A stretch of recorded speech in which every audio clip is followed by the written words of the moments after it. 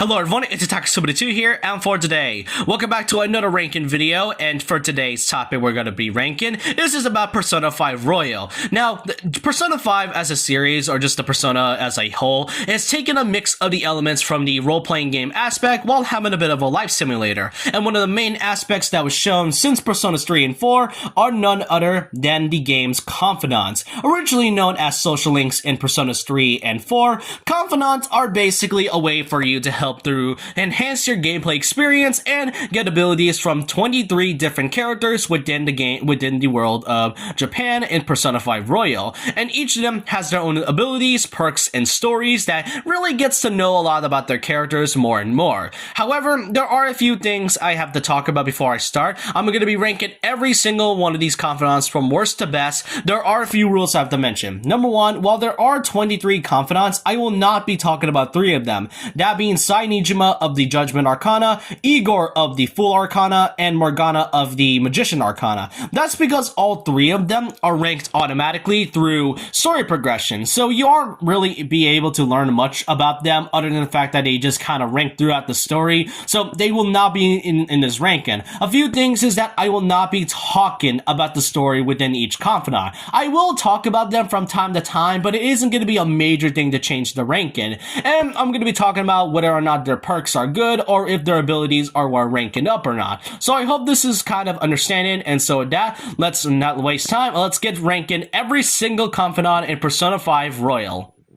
At number 20, we got ourselves Ichiko Oya of the Devil Arcana. Now, it is really obvious that she's very, very low in this rank, and the fact that she's in last place. You'll be able to meet her in basically the crossroads in Shinjuku, and you can meet her at any time there in Kanashiro's palace, and the thing that makes her this low, and the reason why people don't really care much about her, is basically her abilities and perks. Her abilities, given the fact that she is a reporter, she'll be able to lower down the security as time goes on if you find a safe room, or can lower down the security even further. Now, the reason why she's this low is because if you're really terrible at ambushing basically hiding as a thief, you won't really care much about this ability unless you really need this. Not just that, I mean, really, there really isn't much to say about Oya other than the fact that you're probably going to romance her just to get 100%. Otherwise, her abilities are pretty useless, which is why she's in last place.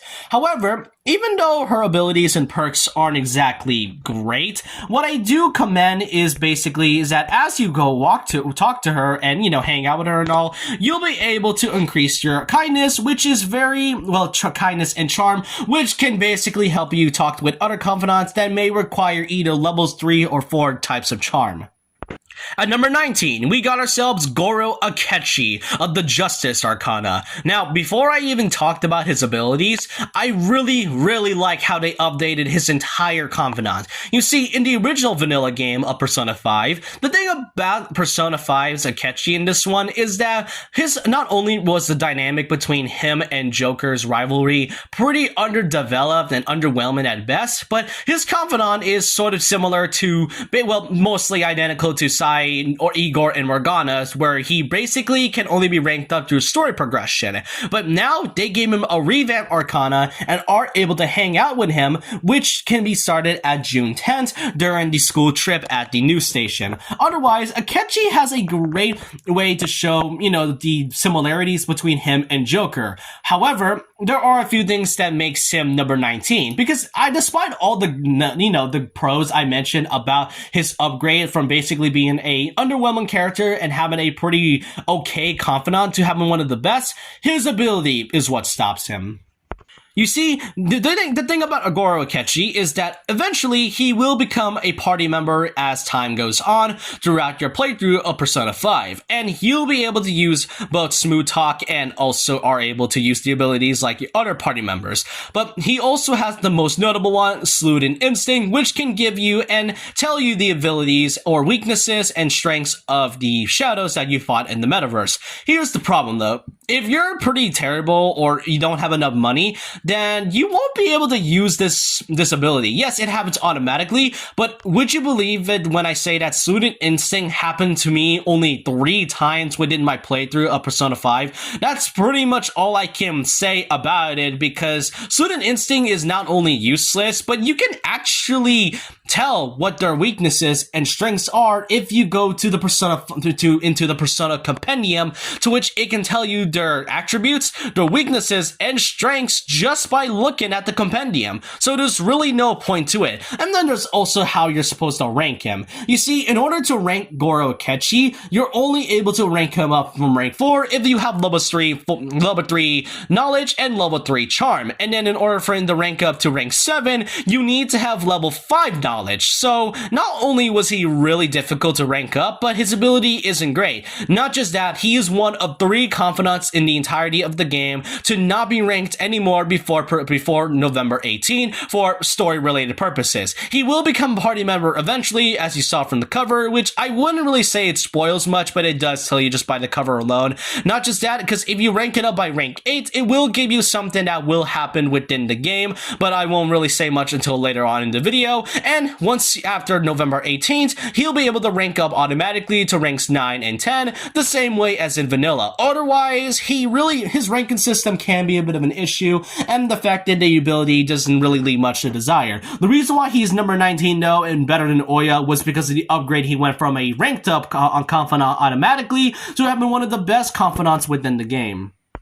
At number 18, we got ourselves Makoto Nijima of the Priestess Arcana. Personally, she should have been the Empress because of her code name Queen, but anyways, her Confidant is okay at best. But despite her having one of the best story arcs within Kanashiro's palace, I didn't exactly like her story personally. It's pretty much just her trying to befriend somebody, which, trying not to deal with a shady business and all, and her abilities is just okay. She has Shadow Calculation, which can kind of tell what kind of items or abilities they have or treasures or whatnot. Otherwise, it's nothing too much. I really might like Makoto, but I really don't like her abilities in my opinion. It really doesn't leave much to desire, and honestly, there really isn't much I can say about Makoto just by itself. At number 17, we got ourselves the Lover's Arcana on Takamaki. She is, if not the 4th Confidant that you'll unlock throughout the first playthrough, and what she has by rank 4, rank 3 and 4 is both Sexy Technique and Crocodile Tears. Now, for Sexy Technique, she can basically stop the enemies by just kind of stunning them for a little bit, and can easily be negotiable even further. However, if you don't exactly, do well in your negotiation, then you can basically have On do Crocodile Tears. Now, personally, I've only seen On used Sexy Technique even 4 times, and I have never used Crocodile Tears at all, which kind of makes it really weird given the fact that this is like the 4th rank. Now, like I mentioned, this can be pretty interesting in order for you to gain more shadows in your compendium, which is why I did put her a little higher than Makoto, even though I really like Makoto more than On in my opinion. Yes, I know, kind of a hot take, am I right? At number 16, we got ourselves Kasumi Yoshizawa. She is one of the 2 new Confidants that was added in Royal exclusively, which gives her the Arcana Confidant of Fate. Now, this right here is an interesting one, because when you first see her, and especially gain her Confidant, it is very different than the rest. So you'll first meet her in May 30th, which is during the school cleanup at the park, which wasn't in the original game. There, she does have a Confidant, but funny enough, she can only be ranked up to rank 5. I will only talk about that later on in the video, but what are her abilities exactly? Well, she can make ambushing really easier. If you're in a very far distance from an enemy, then you can use the grappling hook and basically traverse through very quickly while be able to ambush them. And if you get caught, then you'll be able to backflip and are able to ambush them properly. Now, if you're wondering why I even put her very in like the middle of it instead of her higher, well, there is a reason why, and that's because kind of a similar case with, Oh yeah, if you're really terrible at the game, then you aren't, or at ambushing, then you aren't going to be needing this ability as much. And you can besides, enemies and shadows aren't be able to see you whenever you're hiding near a corner or near an object, so I kind of feel like this ability is somewhat useless. But it is nice for our first time playthrough, but as time goes on, she is one of the more unique confidants, but you'll be able to unlock her second half once I talk about it through the video, near the end. At number 15, we got ourselves Toranosuke Yoshida of the Sun Arcana. Yoshida is a politician in this game, and what I can really say about it is that it does help your negotiations pretty well. Though, in order to require him, it may take a little bit. What I mean is that in order for you to talk to him, you will have to first meet him at the Central Street, or most notably Shibuya Station, where he talks about, where he just kind of talks about politics and whatnot. And then Yoshida does mention the beef bowl shop, to which you have to apply a job there, and once you head inside, Yoshida is able to basically talk with you, and once you do, you'll be able to start his Sun Arcana, which is really helpful within the game, as it does help you and increase your negotiations very well, and are able to gain shadows at a higher level if you're really, low under level in order for them to gain. Now, the thing about Yoshida is that he does not require any missions whatsoever, because as you go through each confidant, whether before rank 7 or rank 8, then they do have missions you have to complete in mementos before you are able to proceed ranking them to max. However, Yoshida is a unique case because not only does he increase his charm, not only does he increase your charm, but he is the only character within the entire game that does not have any missions dedicated to him personally, which is why I do think it's easy to get. Not just that, now there's something really weird about this game that it kind of doesn't tell you, but apparently he's one of the 3 characters that does not require any persona or any matching personas in order for you to rank him up easily. So you can just talk to him and are able to rank him to rank 10 very great, which is really good for early players. However, there are a few downsides. One of the fact that, similarly to Goro Akechi, he is one of the 3 confidants that aren't able to rank up anymore before November 18th, because once that day passed, you aren't able to rank him up because I guess it's due to story reasons.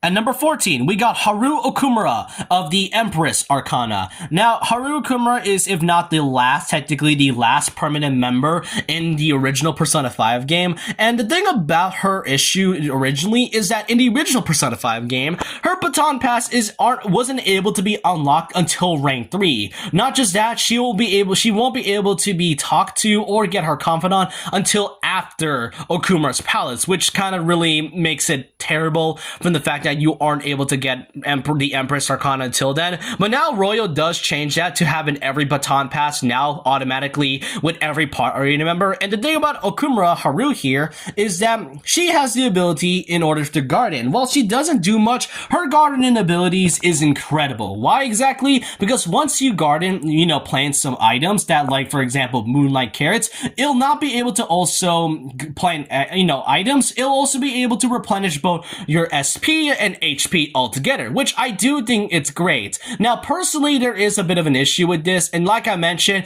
her confidant comes in really, really late. And given the fact that you're already near the last couple palaces, you might not be able to do much with her confidant until before December 24th, which, story-related reasons if you're able to get something of a certain confidant. Otherwise, it is a great deal to, rank her up in order to get her moonlight carrots and her jewel melons, as it does replenish a lot of your SP and HP. At number 13, we got ourselves Shinya Oda of the Tower Arcana. Now, this confidant can be a little bit difficult to get.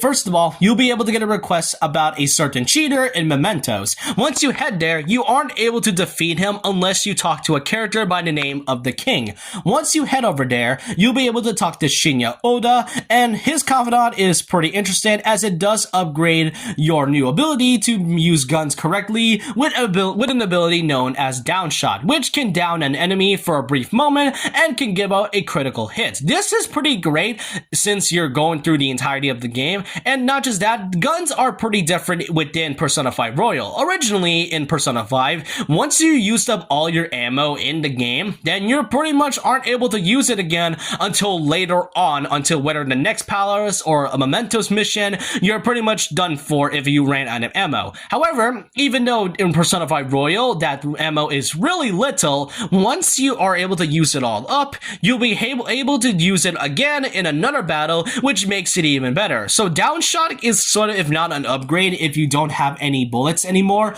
But what I personally don't like about it is that kind of similar to Haru, this could have been useful later on, maybe like during like the third or fourth palace overall, but I can kind of see why. But at the same time, I really wish we could have gotten this pretty early in my opinion. At number 12, we got ourselves Munesha Iwai, or is it Iwai? I am not too sure how to pronounce his last name, but Iwai is a confidant that you'll be able to get in the Airloft shop in Central Street. His arcana is known as the Hanged Man, and the thing about Iwai here is that you aren't able to get his confidant until maybe later on in the game. I mostly recommend during like August in my opinion, but the thing about it is that in order to get his confidant, you need to have rank 4 guts, which you might not be able to get for quite a while. So getting him pretty early is really great. And as you rank him up, not only does he cut prices, but you'll also be able to customize guns. And once you get to rank 10, you'll also be able to rank and customize guns for free. Originally, it was going to cost a price, but once you get to rank 10, it'll now be for free, which makes the gun, which kind of makes, you know, Shinya Oda and Munesha Iwai's confidants pretty great all in all. In my opinion, I don't exactly use guns in the game because personally I mostly go with either my persona or just melee attacks. I only use it unless the enemy is really weak to it or if I wanted to do a down shot. So if you're really, but with the customization, it can really help out since it does have some camouflage which can stun enemies for a brief moment. That's what I really like about Iwai. While it may take a while for you to get rank 4 guts, his confidant is surely worth it. At number 11, we got ourselves Hifumi Togo of the Star Confidant. Now, Hifumi Togo is a confidant you only gain after at least the third palace, and the thing about it though is that you need to have level 2 charm in order for you to get your attention. As you go on, she'll be able to give you abilities such as switching your party members at the go or having your party members come in at a critical shot in order for you to shoot down the enemies or give or stun them for a brief moment. Now, this is great and all, but personally, I don't really use the switch in party members as much, given the fact that I can basically do that just by going through stats and basically, you know, switch party members at will. So if any, in my personal opinion, while I do really like Hifumi as a character, her abilities aren't exactly great, but I really do like the usefulness of having your other party members coming in at a, you know, sniping shot in order for them to stun enemies, and it can also help out with, you know, with strategizing even more.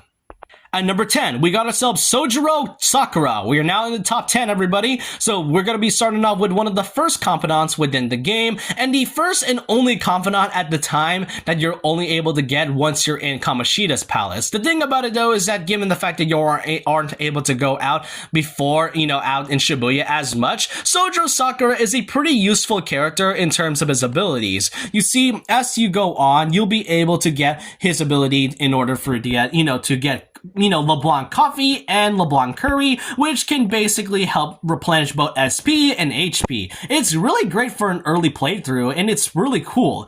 Though there is a couple downsides. First of all, is that you are only able to rank him up to the Hierophant. Oh yeah, he's also the Hierophant Arcana, but you aren't able to rank him up even further until after the 4th Palace. You'll only be able to rank him by rank 4. And once you get to rank 4, you aren't able to go further until after the 4th Palace being Futaba, because due to story related purposes obviously. And not just that, once you get over to rank 8, you aren't able to rank him up any further until you beaten his Mementos quest, his Mementos request, which also halts Futaba's Arcana and Confidant ranking too, which is, yeah, he does have a lot of downsides, but once you get to rank 10, you'll also be able to get Master Coffee and Master Curry, which gives you different types of abilities that can replenish both your SP and HP. Even though as you go on through the game, HP and SP don't exactly matter unless you're really struggling, he is one of the best characters and confidants to get at an early glance.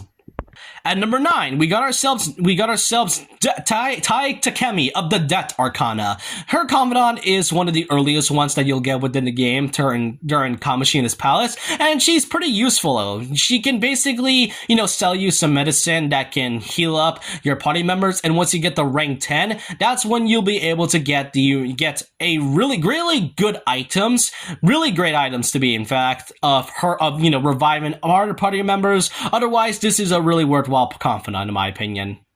At number 8, we got ourselves Yusuke Takagawa of the Emperor Arcana. Yusuke can be talked or get at some point during maybe the second palace, or maybe in between the third palace, and originally his Confidant wasn't exactly great. It was mostly him duplicating or replicating item cards that aren't able to be going for until rank 5, but now in Royal, it's now been upgraded, and you are able to duplicate his card, any skill cards or blame cards by basically, talking to him, and it does not take up any time. You'll just have to ask him to duplicate the skill card, and you'll have it without any time wasted. This is really why I like him in this game, because of how greatly they upgraded his Confidant all in all. At number 7, we got ourselves Yuki Mishima of the Moon Arcana. Now, despite his annoying and simple-like nature, the thing about Mishima is his abilities is that he does have the ability to gain experience, to give you experience to not just the forward party members, but also the backup party members, which I really like. And just like, Yoshida, he is one of the few confidants that you do not need to have a matching persona with in order to rank him up. You'll simply just have to do it by just completing Mementos missions, and there you'll be able to rank him up easily. This is a really great way in order for you to go up, and the fact that you'll be able to get all your party members to rank up and to also be leveled out really easily is what I find is quite a W in my opinion.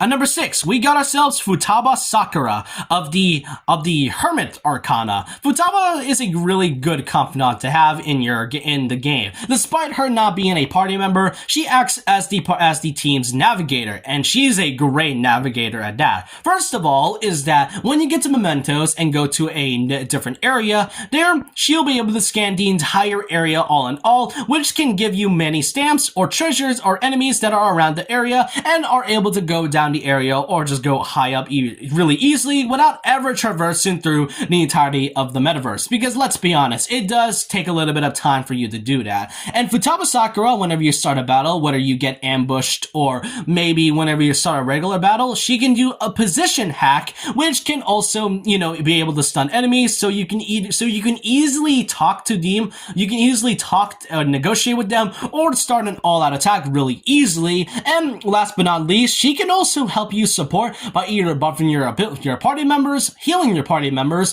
or shielding them. This is why I do think Futaba is a great confidant to have, especially when you get to rank 10. And now we are in the top 5. For number 5, we got ourselves Sadeo Kawakami of the Temperance Arcana. Now, despite a really awkward nature of you basically hiring your teacher as a maid in the game, her abilities are really useful. First of all, while she does act like a maid, as you rank her up, you'll be able to ask her to make some items and coffee for you within the game. For example, if you want to make a lockpick or smoke screen, you can call Kawakami in order for you to do that. And you can basically do anything for the time being, and once she's done, you'll be able to get her. And then when you get to rank 10, which does stop for a bit after rank 8 in order for you to do her Mementos request, when you get to rank 9, you'll be able to ask her services for free. And then, last but not least, when you get to rank 10, you'll be able to get one of the best abilities, being the special massage, which after you're tired going through a palace or through Mementos, you'll be able to call Kawakami, and afterwards, once you do, she'll give you a special massage, which can basically means that once she gives you a massage, you'll be able to do anything that you'll do for like the last night, and that's why I do think she's number 5. Now, you might be wondering why I don't put her like number 3 or number 2 or something like that. Well, for a couple reasons. Number one is that it's my ranking. I can pretty much, rank it however I want. And not just that, it was kind of difficult to place the top 5 anywhere. And number 2, it really does have a bit of a downside from the fact that you have to spend 5,000 yen. And if you're not mighty rich by then you're pretty much screwed and kind of running out of money. So you might not be able to rank her up at any point. But having a special massage is a great thing after you've gone through the metaverse, in my opinion. At number 4, we got ourselves Justine and Caroline. Yes, that is apparently how you pronounce the characters' names. At number 4, we got ourselves Justine and Caroline. Yes, I have no idea why they pronounced that, and that's actually how you're supposed to pronounce their names, but anyhow, these two represent the Arcana of Strength, and they have the ability to not just, execute personas, but also are able to strengthen and help your personas get way more power. At rank 10, you aren't able to get powerful personas until you get to that max rank, but in Persona 5 Royal, you are able to get this really early by rank 5. I have no idea why they thought changing that was a good idea, but you are able to get really powerful personas at a very low level if you have the right amount of yen for it. Not just that, what's even greater about this is that you are also able to rank them up just by doing their requests, by asking certain personas and, gaining those. So it's like similar to Mishima's requests with mementos, except you have to get certain personas within them. And when you get to rank 10, the price for purchasing each persona will all be cut in half. So even though it doesn't really change much, I really like how they changed from having the ability to get all powerful personas at a very high rank to basically getting in at a really early rank. At number 3, we got ourselves Ryuji Sakamoto of the Chariot Arcana. Ryuji is the very first Arcana that you'll be able to unlock in your first playthrough, and honestly, him being the first rank has no reason to get in one of the best abilities within the game. You see, when you get to rank 7, not only you'll be able to get Harrison Recovery, Stealth Dash, and Follow-Up, but you'll also be able to get Insta-Kill, which are able to get into defeat enemies at a very low level very quickly. And in the original, you are only able to get, money in this one, but in Persona 5 Royal, not only you'll be able to get money and money, you'll also be able to gain experience and get the persona if you have like an open space. So his insta kill is really worth it, and it's really easy to go through unless you go through the metaverse and can easily kill enemies. So if you really don't want to go through grinding all in all, his insta kill is very, very useful. It feels really fitting for him to be the first Arcana and have one of the best abilities within the game. At number 2, Chihaya Mifune. Chihaya is kind of a complicated confidant to get. She represents the Fortune Arcana, and in order for you to get this Arcana, you have to do a few things. First of all, you have to see her during Kanshiro's palace. Once you do so, you'll have to ask for a reading, and after some time, a day later, you have to go back to her in order to get a holy stone for 100,000 yen. Then, afterwards, you have to go back to her once again, and you have to do a mementos request, and then once you finish that mementos request, now you'll be able to unlock her Confidant. It is really tedious to get, but surely worth to get her Confidant. You see, her Confidant's abilities is her able to not just, increase your luck and charm even further by doing luck reading, but she'll also give you money she'll also do a money reading in order for you to get more money in the metaverse by doing an all-out attack, an affinity reading, which can give you more, which kind of gives you the ability to rank up the Confidants really, really early on, and can be helpful in some certain situations. And but I highly recommend not doing it to Yoshida and Mishima though, since they don't count at all, since you won't be able to use a matchup persona anyway. And last but not least, you'll be able to do a celestial reading, which can activate a fusion alarm, which is a new mechanic in Persona 5 Royal, and it is really useful to have in the game, because not only will it help strengthen your personas and execute them for higher power, but it can also be used at the gallows in the strength to strengthen each of your abilities and each persona. So having her is really, really useful. Trying to get her is kind of tedious if you don't have enough yen at all, but it is truly worth having her and this is why I do put her at the number 2 spot. But then we get to the last one, which I do think it's worth it overall. At the very last place, we got ourselves Takuto Maruki, representing the Arcana of Counselor. You'll be able to meet him after the incident with Kamoshida, and you'll be able to not get ranks 1, but also rank 2 automatically. Just make sure you have a Counselor persona within you. And what's really great about Maruki is that as you go talk to him, your SP increases by 5, and he'll also be able to give you snacks and items that can heal your HP that you can't get anywhere else. Maruki is really... Now, just like Yoshida and Goro Akechi, he is one of the 3 confidants that you aren't able to rank up before November 18th because due to story-related reasons. But when you get to rank 10, this is where things get interesting, as you'll be able to unlock the 3rd semester. Now, without getting into any story-related reasons, not only does the 3rd semester is like some type of post-game type of story, but you'll also be able to unlock the last half of Kasumi's Confidant and are able to do other things that you weren't able to do, like finishing up the other confidants, playing games, doing other things in the school life, and also getting 20 more hours of story. Which is why I do think Maruki is one of the, if not the best confidant in the entirety of Persona 5, and it's truly worth it for ranking above before November 18th. Wow, that was a lot to say about it. While some confidants have their greats, some of them don't exactly have their, downfalls. But otherwise, I really think Persona 5 Royal is one of my favorite games in terms of its RPG aesthetic and having a bit of that life simulation within it. But I hope you guys enjoyed this video. Let me know which one of these confidants are your personal favorite. It can go from story, their abilities, or just, if you like the character in general. Let me know your thoughts and opinions down below about this. And so with that, leave a like, comment, subscribe, hit the notification bell for more videos, follow my Twitter, and I'll see you guys next time. And remember this, once a legend, always a legend.